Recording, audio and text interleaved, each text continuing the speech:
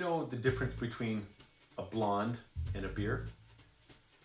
Neither do they. I'm not gonna use No. No. That kind of, let's make fun of somebody's stupidity because their hair is blonde, that's really passe. We don't do that anymore. Passive? Passe. Passive. As in it's passed into what is fashionable. Oh. Yes. Like It's so not that was passive, it's aggressive. So if that was last week, that would be okay? More further back than that, but yeah. Oh. I mean, passive aggression is my wife's specialty and she's not a blonde. Hey there, and welcome to the Rural Juror Brewery Tour. Well said. Thanks, I'm not sure it was. I'm going to get in trouble for that one. I'm Jay. I'm Seth. And today we're going to be drinking some blondes. Not nearly the most fun way to enjoy blondes, but nonetheless. But, you know, they're a man's best friend. I've heard that dogs are a man's best friend. Oh, I thought it was blondes. No, but I'd like to know a few more best friends if that were the case. Oh. So we're going to start today with Brock Street Brewing's Blonde. That's just what they call it. It says blonde. Yeah, well, that is a style of beer. Yes, well, it's a blonde ale. Yes, a blonde ale. Right. Most people just shorten it to blonde. Is that what sign language is for shorten? It is for mine. Okay, Yes. what is that in sign language? Because I've seen that before. That's a sadness. Anyways, so I picked this up on a recent trip through Durham County. So where is Brock Street? Brock Street is in the town of Whitby. Oh. Whitby, Ontario, which is Oshawa I'm adjacent. so sorry I asked. Yeah, If I hadn't known that, so I is would our audience. never have asked that. Yeah. Look at that nice clean pour that, honestly, the beer is the color of blonde hair. That is crystal clear. Yeah. Very bubbly. Yeah, which you would expect from a blonde. A blonde is usually this is the, you know, the most boring or most consumable type of beer. I don't know that I could say that any style of beer itself is boring, but there are boring examples of every style. For example, many people find the Pilsner to be underflavored, and personally, I've found some very flavorful Pilsners that I've enjoyed thoroughly. Very true. However, Pilsners usually have something that sticks out a little bit. So the blondes are usually... Blondes do too. Well, that's true. Two of them. However, blonde beers are actually just supposed to be very straight, not very hoppy, not very malty, not very I've known sweet. some blondes that aren't straight. So, Beer. I'm getting a bit of a yeasty smell off of this. How about you? Yeah, just a little. Mm-hmm. But a little bit of malt. Just a little. I'm not sure I'm getting the malt yet. Lots of malt. A little bit of a biscuity taste to it. And a very clean finish to this one. This is an easy drinker. Well, yeah. Again, most blondes are supposed to be very easy drinkers. These are supposed to be like your, you know, the most approachable beer that a brewery would have, much like a lager or something like that. So this is not supposed to really stick out and be like, oh my god, that's the most hop or anything like that. And even more so with the malts and stuff, they're supposed to be pretty even. So you're trying to tell me that you think blondes are supposed to be pretty watery? No, not watery. Just because you're describing something that's meant to be walks a very narrow line when it comes to flavor, and it doesn't go overboard with any hop, malt, bitterness, any nose, any of that. And I am getting a beer that has flavor here, that has flavor beyond just a typical lager would, like one of the mass-produced lagers. Yes. This blonde ale does have more biscuit, more malt, more of that creamy finish, but without it. And I am getting a bitter finish on it. Not a strong bitterness, but a bitterness nonetheless. yeah, but I think it's got to be. But I think we're getting that all within the confines of where a blonde would be. So Okay, the so blonde tell me is how that's clear. different from anything else. Well, Because if I'm having a brown ale, it's within the confines of a brown ale. yeah, except that I guess with the blondes, usually nothing really sticks out. It's not like a brown ale where it's very malty, it's very nutty, it could have different spices and stuff like that in it.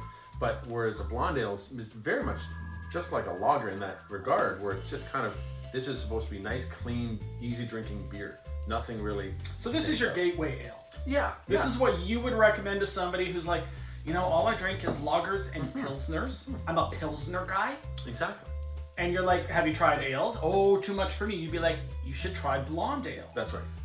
Yeah. So within the confines of that knowledge base, this certainly does have a little bit more malt than I would Box expect. this in. This could certainly have a lot more than you're giving it. Nobody puts Blondie in the corner.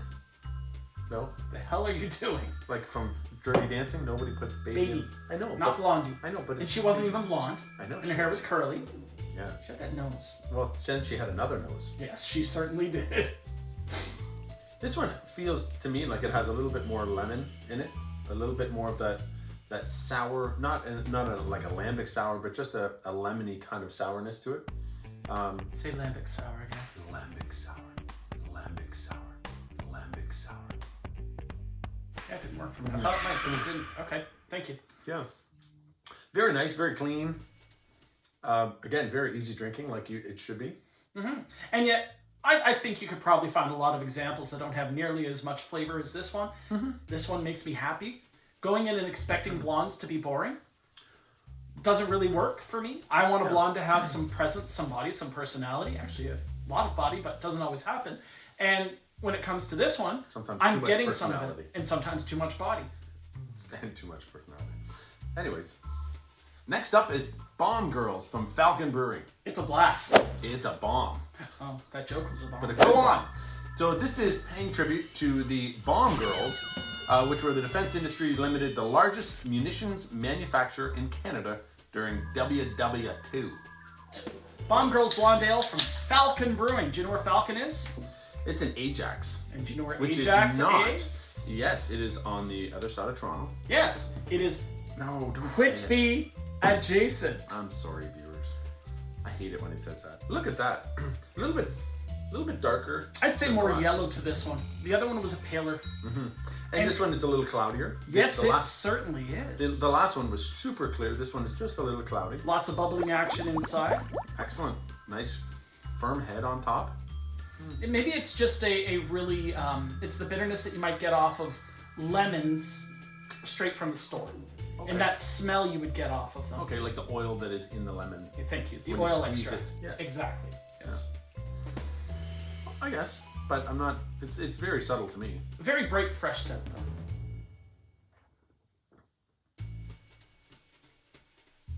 Wow, very different flavor than the last one. Uh-huh. The lemon isn't quite as bright, but I'm still getting a lemon flavor, a darker lemon flavor. Mm-hmm. Yeah, I would say almost a grapefruit, not the pith of the grapefruit, like a hoppy pith, but there is no pith to this, right? No, but the fruit of the grapefruit. So the zest. No. Because I'm getting zest off of this. I'm not getting the content of it. Oh, I'm getting a little bit of the fruit part. Do you enjoy the fruit part? Mm-hmm. I'm also getting a little bit of bread at the very, very beginning. Yeasty or yeah, yeasty, crusty, biscuity? What? No, not crusty, just like fresh bread. This is a brighter, more accessible beer. I don't think that this has the malt that the last one had for me, and I don't think it has the bitterness. This is a guzzler. I don't know if I don't know if this is more approachable than the last one. I would say the last one might be more approachable to a general audience. This is very nice. I actually enjoy this one maybe more, but I think just because of the clarity and the complexity of flavor. A craft beer drinker would probably enjoy this one more, but I think the wider range of people, I think the last one would be a bit more... I'm going to go the opposite to you on that one. I'm going to say that this one has that brightness and that freshness that somebody who drinks the typical Bud or Canadian enjoys, and it doesn't have the same subtle depth of flavor that the last one had. I think that this one has, because it's just such a bright flavor, this is a very, very much a summer's day drink, and the other one I could sip and appreciate. Right, so up next we've got the McLeans Farmhouse Blonde. McLean's from Hanover, Ontario. Hanover, Ontario, that's right. I was there on a recent trip and managed to pop in. Nice. I've tried a couple of McLeans before. The Hazy IPAZ is fun. They've got a cherry porter that I enjoy. The cherry porter is really nice. And you can get those in the liquor store here in Ontario. But this is a Farmhouse Blonde. A whole bunch of jokes are occurring to me about a farmer's daughter. Oh, yeah. Yeah. With the blonde. And maybe the husband, farmhouse. maybe the farmer's a blonde. Oh. Is that what you mean? Well, I suppose she could be. So this is at 4.8%. And I like the color of the can. It's in the golden can. I like a golden can. I don't even know what that means. It means sweet ass. Is that what it means? Yes, it does. Golden can? I guess it does. Now that you say it, it makes sense. See the color on this one? Very nice. Very, very light. So light. Yeah. Still just a tiny bit hazy. Lots of action inside the glass. Lots of head. And lots of head, as you would want from a blonde. So yeah, lots of action in there, significant head, light color. How's the nose, Seth? It's excellent. It smells just like blonde beer. Frankly, it doesn't have a ton of scent. I know, that's what I mean. Is it now what you mean? Or is it then what you mean? Oh, you know what I'm getting? No, but you're probably going to tell us. Annoyed. I'm getting the spice that you might get off of a Saison. And that might be the farmhouse part of this. We're getting a little bit of that spice. Yes. And Yeah, I'm definitely getting the Saison from the yeast and stuff like that. The spiciness, I would say almost clove. yeah, a little hint of spice. And it's that unidentifiable spice that you're calling clove, which I'm not going to disagree with. It might well be clove, but clove tends to have that much darker flavor. This is brighter to me. Mm-hmm. Well, So- I think if you had cloves and lemon together, I think this is for me, that's what you would get. When I drink this, I think that it takes a blonde and it improves upon it. Just like sometimes adding, we did an episode on wheat ales. Makeup. And no. Well, a little bit of makeup is better than too much makeup. True. Right, but we did the episode on wheat ales, and we did a rhubarb wheat ale, Yep. and that little bit of rhubarb helped to take away some of the things that were less impressive and add a new dimension of flavor. In this, that spice really, it kind of dresses this up a little bit. It puts on a little hint of makeup, maybe puts up the blonde hair, and gets it ready to go out for an evening. I really appreciate the addition of that hint of spice to this. Okay, I see what you're saying now. Do you? Because it was pretty clear. So if you didn't get it, it meant you weren't listening. What? Was he talking? Sorry, I was smelling my beer.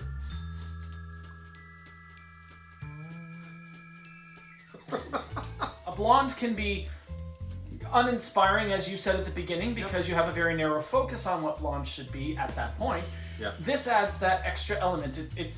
It's apple pie with a hint of cinnamon. It's spaghetti with a hint of oregano. It's something that just adds a new dimension of flavor to something that you already understand. You're right. But I don't know if this isn't my cup of tea. Well, good, because it's beer. Yeah, I don't know if it's my cup of beer. I enjoy it. It's well crafted. It's not. That's my glass, and I bought the beer. Okay, so it's my glass. Okay, I guess it is, but I'm drinking out of it right now. But, This is true. But it's well crafted. It tastes very good. But the Saison flavor profile. Careful. Farmhouse. Okay, the farmhouse flavor profile is not my. It's not what I. You wanted to say cup of tea again. I did. You really did. It's not things that I like. I gotta say, I probably had more fun with this episode than usual because, as you know, Blondes are more fun. blondes have more fun. Oh shit! Did you really screw that up? Yeah. How could you do that? I thought that they have more fun too. They do. Oh, are they more fun? Well, the ones I've met are. Oh. Hey, thanks for watching the Rural Juror Brewery Tour. Well said. Thank you. I'm Jay. I'm Seth. Check us out next time when we try a whole bunch of new beers. Maybe brunettes? No, that's not. That's a beer. not a beer style. Reds? Reds. We've already tried those. Oh. You called them amber.